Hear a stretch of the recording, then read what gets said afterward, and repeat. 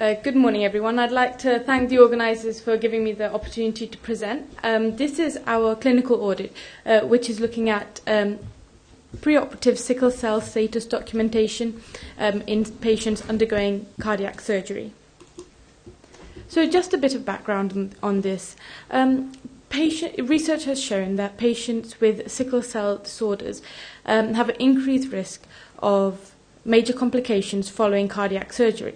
They are more likely to develop a fatal sickling crisis secondary to precipitants such as hypoxia, infection and stress. So NICE have produced guidelines to ensure that patients who are undergoing cardiac surgery and are from particularly high-risk groups have their sickle cell status documented preoperatively. This was based on advice from the British Community of Standards in Haematology. And you'll see on the top left of the screen that the patients that NICE say should be screened are listed here. So what we did was we carried out an audit. This was at King's College Hospital, which is a tertiary cardiac centre and serves a ethnically diverse population. We wanted to look at the adherence to this guidance that is produced by NICE. So this was the second audit cycle following on from an initial intervention. The initial audit involved 88 patients, and of those 88 patients, 18 were considered to be from the high-risk ethnic group, and only one of them had their sickle cell status documented.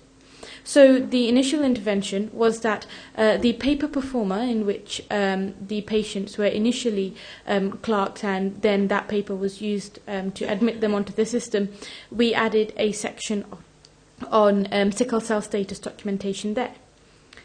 We also set up an electronic alert system for the online system as well. So we looked at all elective patients who had cardiothoracic surgery from the 1st of August to the 31st of September of the year 2015. And in particular, we were looking to see how many of them were from the high-risk ethnic group, as per the NICE guidelines. We collected the patient list from the handover list, the main theatre lists, and the cardiac pre-assessment clinic. As I mentioned earlier, we didn't look at emergency theatre cases. So we also used the hospital's online system to check their ethnicity and sickle status.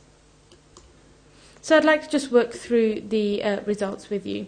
So the first circle represents the total number of patients that were eligible for our study, and that was 227. Now, of these 227, only 166 actually had their ethnicity documented. Of these 166, 24 were deemed to have come from the high-risk ethnic group. And unfortunately, as the final circle will show, none of them had their sickle cell status documented.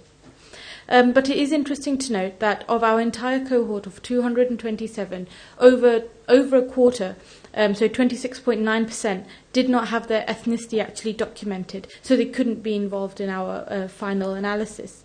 There was one patient who did have their sickle cell status documented, however, they weren't from the high-risk group. So the discussion points. King's College Hospital does serve a ethnically diverse group of people, and it is interesting how just under 15% of them were actually from the high-risk group as defined by NICE. However, 27% of our entire cohort did not have an identifiable ethnicity written in the electronic system, which also hindered our results.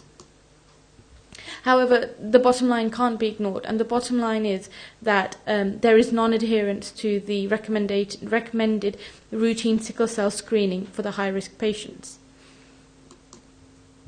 We looked into why this was the case, considering the two interventions that we had done, and it seems that once the initial online e-pop-up had been updated to the system, there was a system-wide electronic system-wide update, and it appears that that update managed to remove the e-pop-up.